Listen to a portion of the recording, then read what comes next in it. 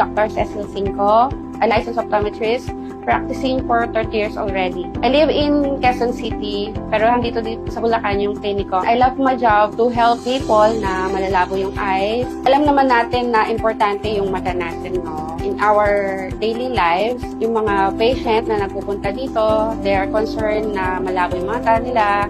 Hindi lang naman yung mga bata, pati na rin yung mga elderly. So, we cater din naman sila. We also have this contact lens. I'm married. I have 2 daughters. College na sila.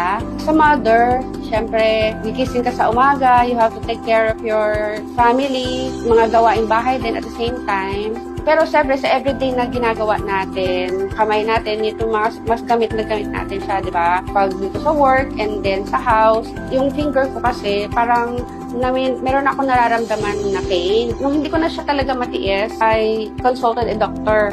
And then, nung na-check nga siya, meron akong stenosing tenosynovitis. In layman's term, we call it trigger finger. So, once na-flex mo tong finger mo, nagkiklik na siya dyan, hindi mo na siya ma-open naturally. So, masakit na siya. And then, the doctor gave me medicines and then advised, if lumala pa rin yung pain, we have to take a surgery. Naikwento ko to sa niece ko and then sabi niya, Tita, why don't you try the JC